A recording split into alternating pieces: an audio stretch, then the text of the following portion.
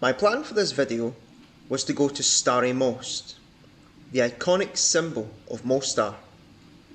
My plans, however, were thwarted by a sudden storm that lasted for 4 days.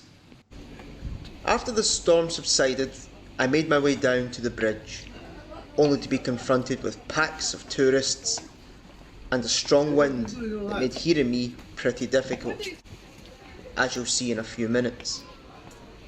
So, whilst I explain the history of this place, I'll show you something a bit more visually pleasing than me struggling to be heard. Stari Most is a 16th century bridge commissioned by Ottoman Sultan Suleiman the Magnificent and designed by Mimar Hayreddin, a man whose name I absolutely cannot pronounce. It took 9 years to complete, and at the time was the widest man-made arch on earth. The bridge stood for 427 years until 1993, when at the height of the Croat-Bosniak War, Croat paramilitaries destroyed the bridge with a reported 60 artillery shells. It was an act of outright cultural vandalism, designed to sever an artery that connected diverse communities. They later claimed that it was a mistake, but of course, no one was dumb enough to believe that.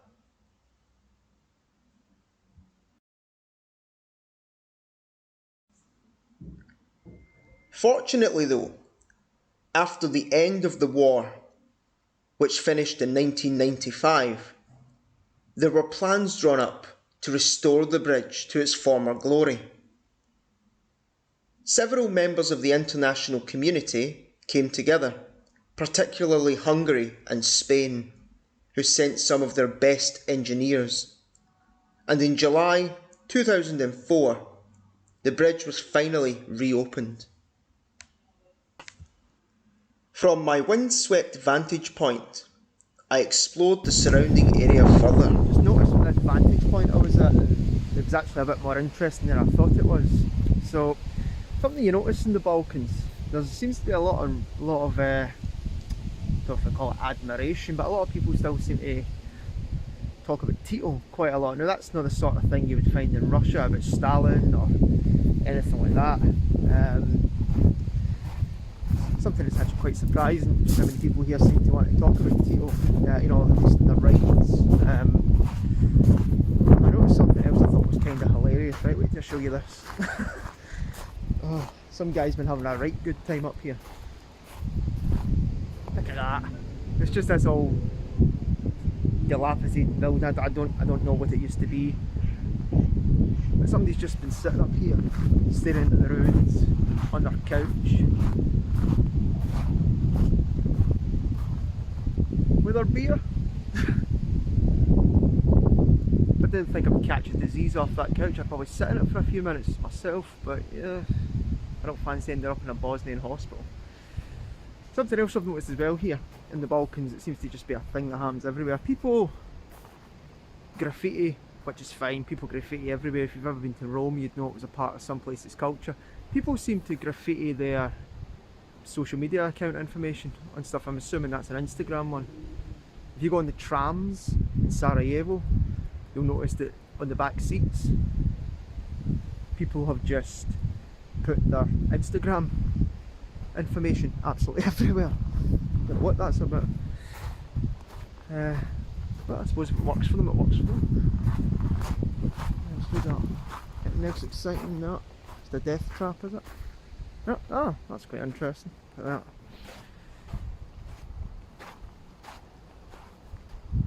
So you've got that, and then you've got the beautiful background. I really like this place.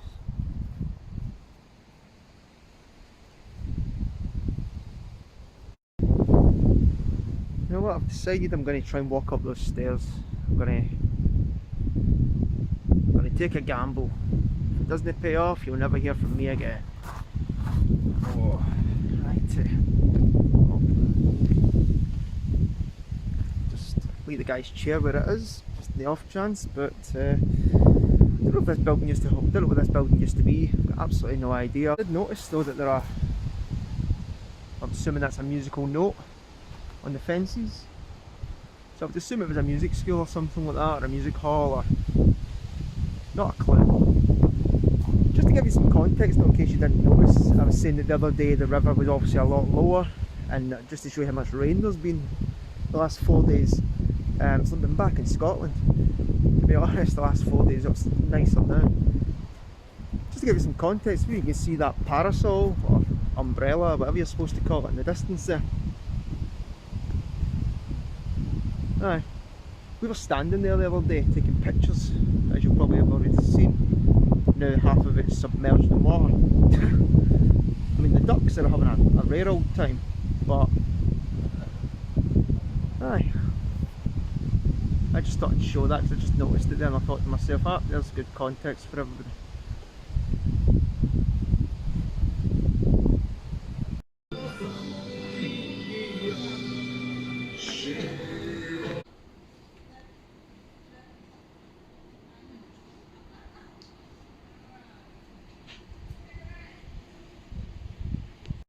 Okay, so we just came to Cafe de Alma, which it says behind there, show you that later.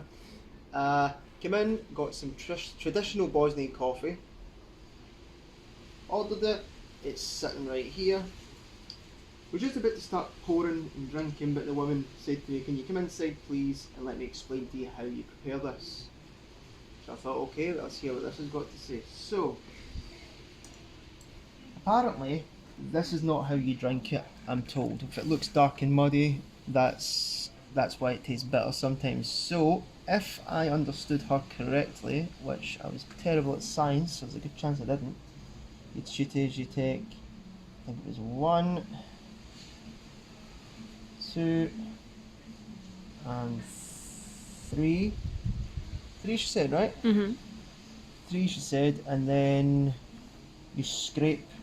You wait for that, see it looks a bit lighter all of a sudden, and then apparently you're supposed to scrape this off and put it in here.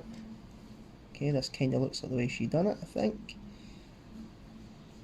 I'm supposed to maybe let that sit for a second.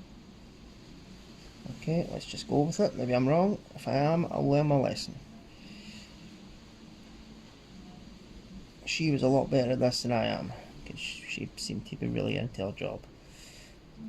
She was explaining how they use 2 types of beans to make this coffee rather than just 1 type of bean. I think she said they use Brazilian beans and Indian beans, if I understood her correctly. Then she said to pour it in.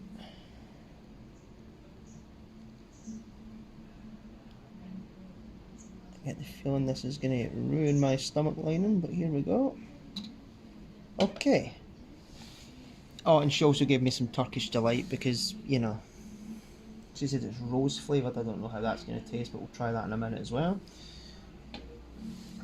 I'm going to try it without any sugar. I think we've got sugar here. Is that right? Ah, there we go. Sugar, perfect. It's a big sugar lump. Right. Okay, so I'm going to try this and push me up.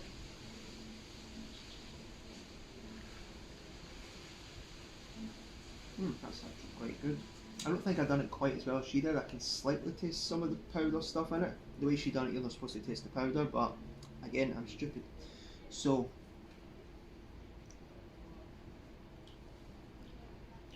that's pretty good actually. I mean, I might regret it later, but that's pretty good. Okay. Now let's see. I don't really like Turkish Delight, if I'm totally honest, but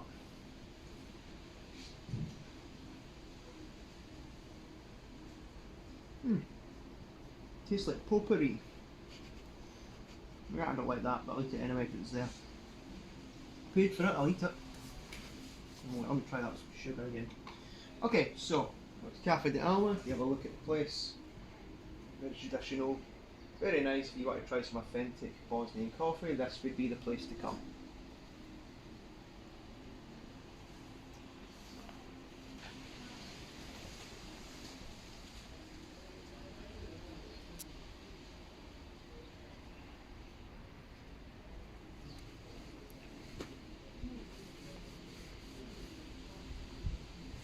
getting quite poetic in there. She mentioned that Bosnian coffee, if she could summarise Bosnian coffee in one word, she said Bosnian coffee is like a ritual with time, which I thought was quite nice actually. I've never had somebody explain my coffee to me before I drink it, so that's quite unique. I think the woman said that the machine that she uses is from 1991, and it's the only roasting place in Mostar. I think it's the only shop that do proper roasting in Mostar, like traditional Bosnian type. So if you like your coffee and you want to try an authentic experience, I'd probably recommend this place. Right, managed to find a place where it wasn't absolutely mobbed with tourists. There are a few of those, I'm wearing my mask. I'll show you this place.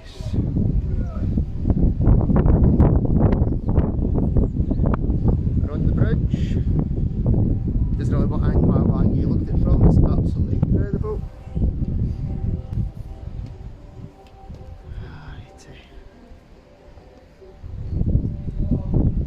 That's basically what the bridge looks like. As you can see, that's what no tourists means. It means there's always going to be some.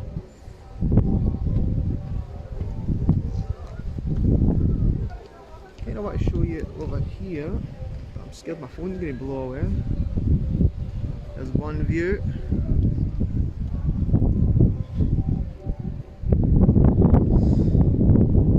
And there's the other.